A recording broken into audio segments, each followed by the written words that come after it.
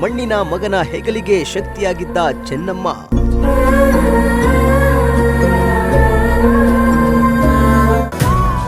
ಮಾಜಿ ಪ್ರಧಾನಿಯ ಹೆಂಡತಿಯಾಗಿದ್ರು ಸರಳ ಸಜ್ಜನಿಕೆಯ ವ್ಯಕ್ತಿತ್ವ.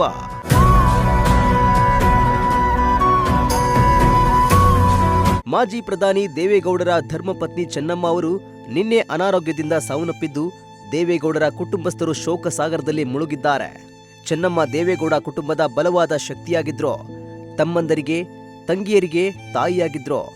ಗಂಡ ಮಕ್ಕಳು ಅಳಿಯಂದಿರು ಅಧಿಕಾರದಲ್ಲಿ ಇದ್ರೂ ಕೂಡ ಚೆನ್ನಮ್ಮ ಎಂದಿಗೂ ಆಡಂಬರದ ಜೀವನವನ್ನ ನಡೆಸಿಲ್ಲ. ಎಷ್ಟೇ ಕಷ್ಟ ಬಂದರೂ ಕುಗ್ಗದ ಚೆನ್ನಮ್ಮ ಛಲ ಬಿಡದಂತೆ ಕುಟುಂಬದ ನೆರಳಾಗಿ ಇದ್ದವರು.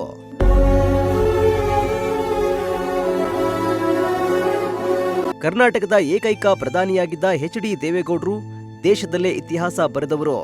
ಒಬ್ಬ ಅಪ್ರತಿಮ ಮಹಿಳೆಯ ಶ್ರಮ ಅಗಾಧವಾಗಿತ್ತು. ಚೆನ್ನಮ್ಮ ಅವರು ದೇವೇಗೌಡರಿಗೆ ಕೇವಲ ಪತ್ನಿಯಾಗಿರಲಿಲ್ಲ, ಅವರ ಪಾಲಿಗೆ ತಾಯಿಯೂ ಆಗಿದ್ದವರು. ಈ ಬಗ್ಗೆ ಅದೆಷ್ಟೋ ಬಾರಿ ದೇವೇಗೌಡರೇ ಹೇಳಿಕೊಂಡಿದ್ದಾರೆ. ಇನ್ನು ಗಂಡನ ಯಶಸ್ಸಿನ ಹಿಂದೆ ಚೆನ್ನಮ್ಮ ಶಕ್ತಿಯಾಗಿದ್ರೆ ಮಕ್ಕಳ ಪಾಲಿಗೆ ದೇವರಾಗಿದ್ದವರು. ಮಕ್ಕಳಿಗೆ ನೀತಿ ಪಾಠ, ಜನಪರವಾಗಿ ಕೆಲಸ ಮಾಡುವುದನ್ನ ಹೇಳಿಕೊಟ್ಟವರಾಗಿದ್ದಾರೆ. ಇಷ್ಟಲ್ಲದೆ ಮನೆಗೆ ಬಂದ ಅತಿಥಿಗಳಿಗೆ ಅನ್ನಪೂರ್ಣೇಶ್ವರಿಯಾಗಿದ್ರು. ಎಂದಿಗೂ ಊಟ ಮಾಡದೆ ಹೋದ ಉದಾಹರಣೆಗಳೇ ಇಲ್ವಂತೆ. ದೇವೇಗೌಡರ ಮನೆಗೆ ಯಾರೇ ರಾಜಕಾರಣಿಗಳು ಹಾಗೂ ಅತಿಥಿಗಳು ಹೋದ್ರೆ ಚೆನ್ನಮ್ಮ ಅವರೇ ಪ್ರೀತಿಯಿಂದ ಸ್ವತಃ ತಾವೇ ತಮ್ಮ ಕೈಯಾರೆ ಅಡುಗೆ ಮಾಡಿ ಬಡಿಸುವ ಅನ್ನಪೂರ್ಣೇಶ್ವರಿಯಾಗಿದ್ರು.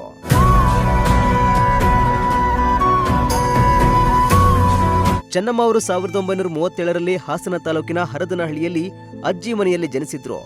ತವರು ಮನೆಯಾದ ಮುತ್ತಿಗೆ ಹೆರೆಹಳ್ಳಿಯಲ್ಲಿ ಪ್ರಾಥಮಿಕ ಶಿಕ್ಷಣವನ್ನ ಪೂರೈಸಿದ್ರು. ಬಳಿಕ ಹೊಳೆನರಸೀಪುರ ತಾಲೂಕಿನ ಹಳೇಕೋಟೆ ಶಾಲೆಯಲ್ಲಿ ಪ್ರೌಢ ಶಿಕ್ಷಣವನ್ನ ಪೂರೈಸಿದ್ರು. ಆಗಿನ ಕಾಲದಲ್ಲಿ ಬಸ್ ವ್ಯವಸ್ಥೆ ಇಲ್ಲದ ಕಾರಣ ನಿತ್ಯ ಶಾಲೆಗೆ 5 ಕಿಲೋಮೀಟರ್ ನಡೆದುಕೊಂಡು ಹೋಗಿ ಶಿಕ್ಷಣವನ್ನ ಪೂರೈಸಿದವರು ಚೆನ್ನಮ್ಮ. ಬಳಿಕ ತಮ್ಮ 17ನೇ ವಯಸ್ಸಿಗೆ ಎಚ್.ಡಿ. ದೇವೇಗೌಡರನ್ನ ವಿವಾಹವಾದ್ರು.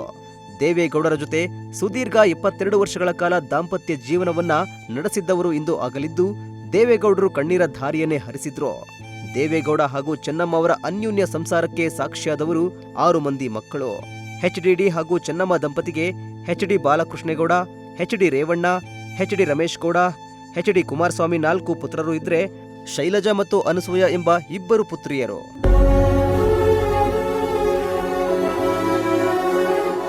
ಇನ್ನು ಶ್ರೀಮಂತ ಮನೆತನದಿಂದ ಚೆನ್ನಮ್ಮ ಬಂದಿದ್ರು ಕೂಡ ಎಂದು ಅಹಂಕಾರ ಪಟ್ಟಿದವರಲ್ಲ. ಸಂಪ್ರದಾಯ ಪರಿಪಾಲನೆ ಮಾಡುತ್ತಾ ಬದುಕಿದ್ದ ಚೆನ್ನಮ್ಮ ಕುಟುಂಬದ ಏಳಿಗೆಗೆ ದೇವೇಗೌಡರ ಅವರ ರಾಜಕೀಯ ಏಳಿಗೆಯಲ್ಲಿ ಪ್ರಮುಖ ಪಾತ್ರ ವಹಿಸಿದ್ದವರು ಚೆನ್ನಮ್ಮ. ಉತ್ತಮ ಶಿಕ್ಷಣ, ಸಂಸ್ಕಾರ ಕೊಟ್ಟು ಪ್ರೀತಿಯಿಂದ ಚೆನ್ನಮ್ಮ ಅವರು ತಮ್ಮ ಮಕ್ಕಳನ್ನ ಬೆಳೆಸಿದ್ರು. ದೇವೇಗೌಡರಿಗೆ ಎಂದಿಗೂ ತಮ್ಮ ಸಂಸಾರದ ಹೊರೆ ಆಗದಂತೆ ಚೆನ್ನಮ್ಮ ಅವರು ನಿಭಾಯಿಸಿದ್ರು. ಪತಿ ಹಾಗೂ ಮಕ್ಕಳು ರಾಜಕೀಯದಲ್ಲಿ ಇದ್ರೂ ಕೂಡ ಎಂದಿಗೂ ರಾಜಕೀಯದಲ್ಲಿ ಚೆನ್ನಮ್ಮ ಅವರು ಮೂಗು ತೋರಿಸಿರಲಿಲ್ಲ. ಎಂದಿಗೂ ಯಾವುದೇ ರಾಜಕೀಯ ಕಾರ್ಯಕ್ರಮದಲ್ಲೂ ಕೂಡ ಕಾಣಿಸಿಕೊಂಡಿರಲಿಲ್ಲ. ಆದರೆ ಇಡೀ ಕುಟುಂಬವನ್ನ ಸುರಕ್ಷಿತವಾಗಿ ಪ್ರೀತಿಯಿಂದ ಸಲಹಿದ್ರು. Bureau report, Prajashakti TV, Tumakuru.